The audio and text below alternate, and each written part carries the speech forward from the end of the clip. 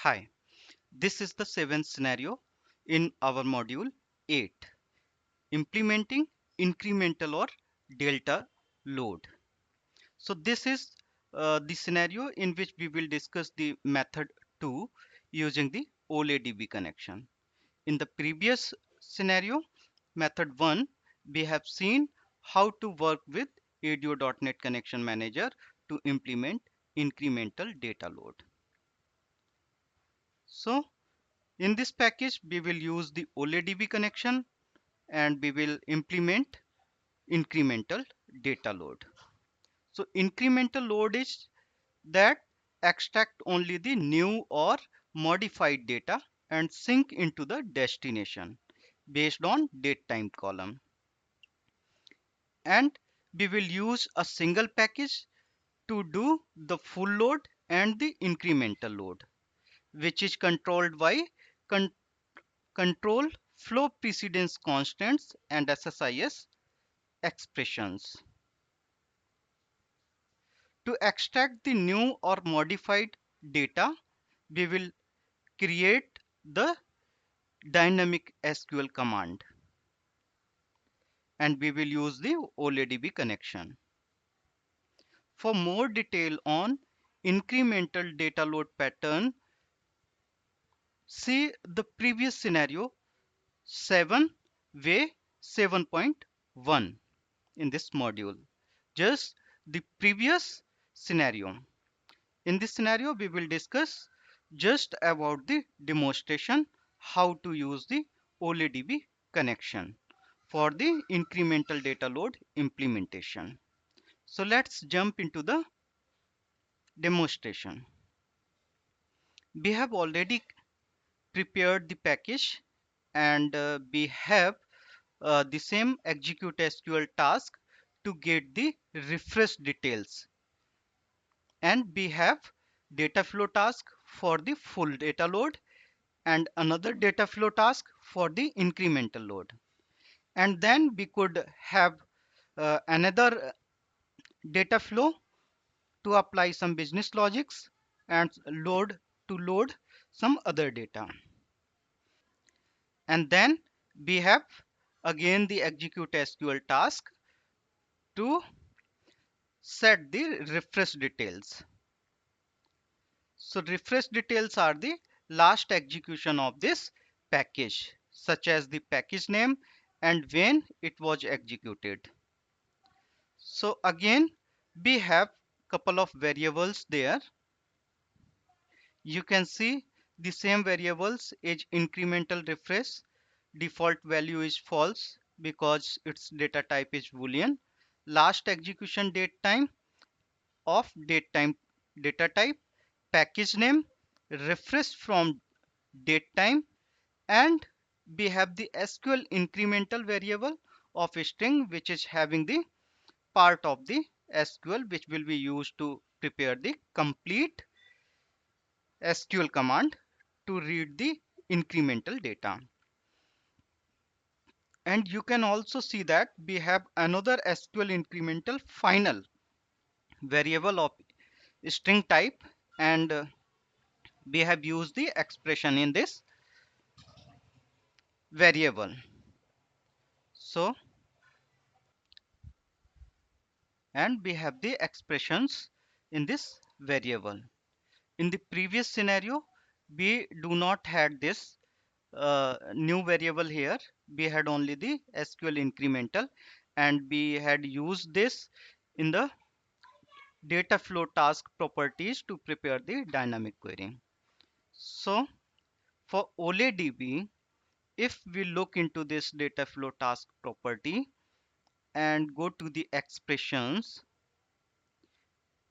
and browse this property expression editor, and here was that SQL command for the ADO.NET source. But in this package, we didn't find this. Let me show you again.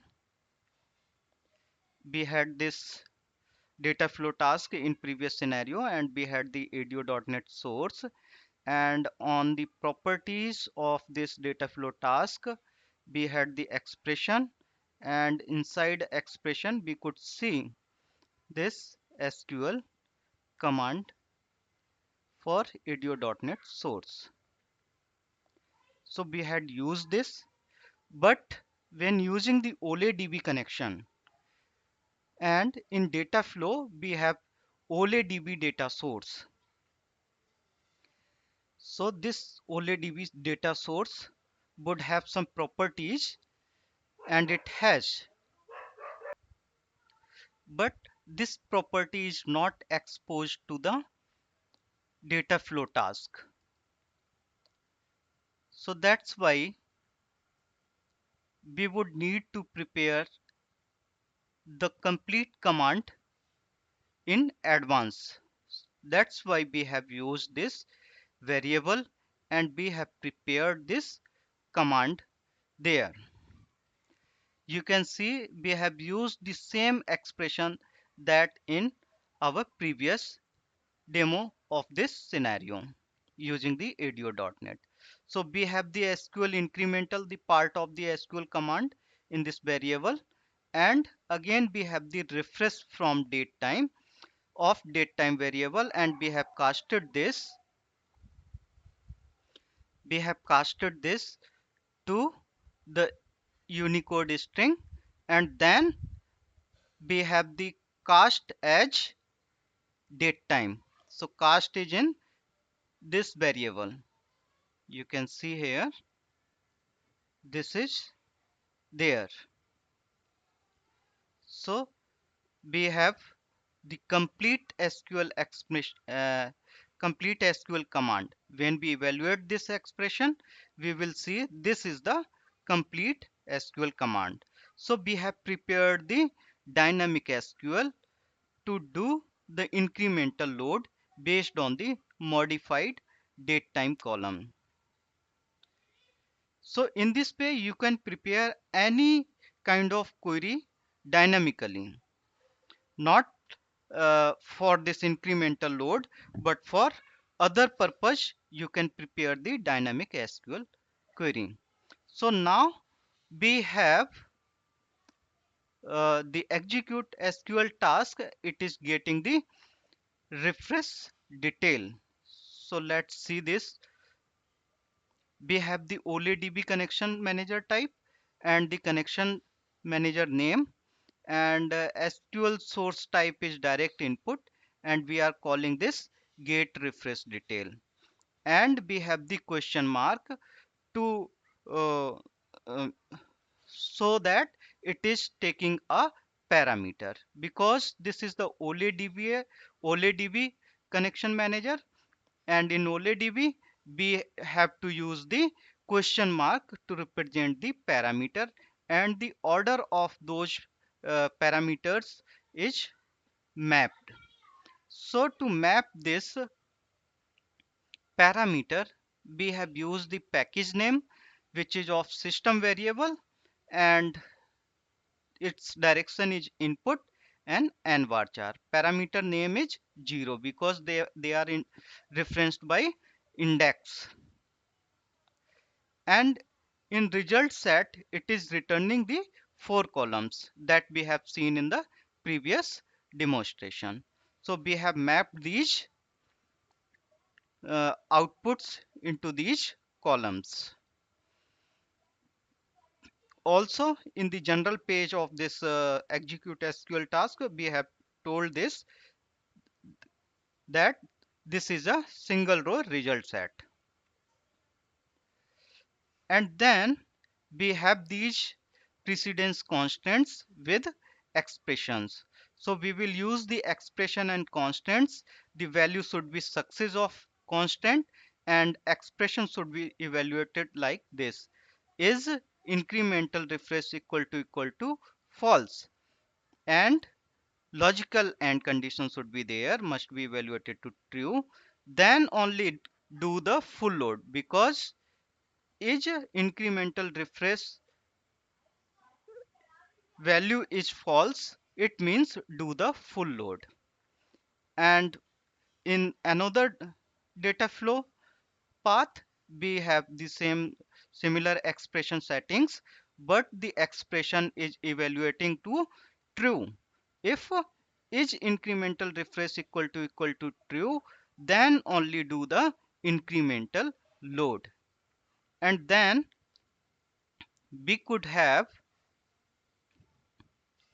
and then we have to configure this data flow, the precedence constant, to either it is full load or the incremental load, but the next task should be executed.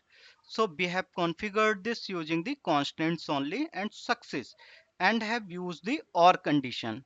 Why? Because at the same level we have another flow, and same setting is configured there: constant, success, and logical or. So this is how we can uh, uh, configure to execute that mandatory or the next task after whichever the full load or the incremental load is performed.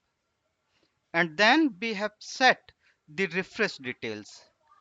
So in this also we have used the OLEDB connection manager and the direct input and the stored procedure make refresh entry. It takes two parameters, so you can see there are two question marks, and it doesn't return any result. It inserts a record in the table. So in parameter mapping, we have used the package name for first parameter, and the start time. Both are the system variables, and parameter name are index 0 and 1. In result set there is nothing. So this is how we call this stored procedure. So let's execute this. So before that, let's see whether in our ETL tracker table do we have any record for this package. No, we have only one for ADONet. So let's execute this package. First time it should do the full load. It did the full load. There were 20 records, and it retrieved all the 20 records. And then first it retrieved the values of refresh details, then it performed the full load, and then the next task executed, and then it inserted the refresh details. So in full load we had used the same query that we had used in the ADONet scenario. These are the columns, and I have not loaded into any destination or staging table. I have simulated using the multicast transformation. So let's look into the database table. Yes, you can see a new record was inserted for this package, and now it will do the incremental load because each incremental date incremental refresh column is having true value. So let's execute this package again. So it did the incremental load. Let's look into this. We have the OLEDB source and then conditional split. So let me explain this also. So we had prepared this dynamic SQL query, the final command, and how to use that.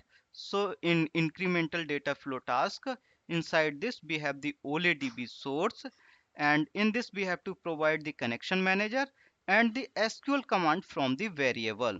There are four different options, and but we have the SQL command in a variable, so we choose in that, and the corresponding variable which has the complete SQL that is prepared dynamically. So this is how it is reading the data and producing these columns. And then in conditional split we have checked if is null the modified column, then this is the new record, otherwise the modified records. And then we have directed these inputs to the different paths. For insert we can use the OLEDB destination or any other destination if we want. For modify, we can use the OLEDB command to perform some update operations. So one more time, let's execute this. Again, it did the incremental load. So the same scenario, we had the ETL tracker table that we had discussed in the previous demonstration of this scenario. We have the stored procedure to make refresh detail entry. It inserts a record. Otherwise, if the record doesn't exist for that package, otherwise it will update the last execution detail. And get refresh detail, so it returns the data from the table if the record exists. Otherwise, we have simulated the values.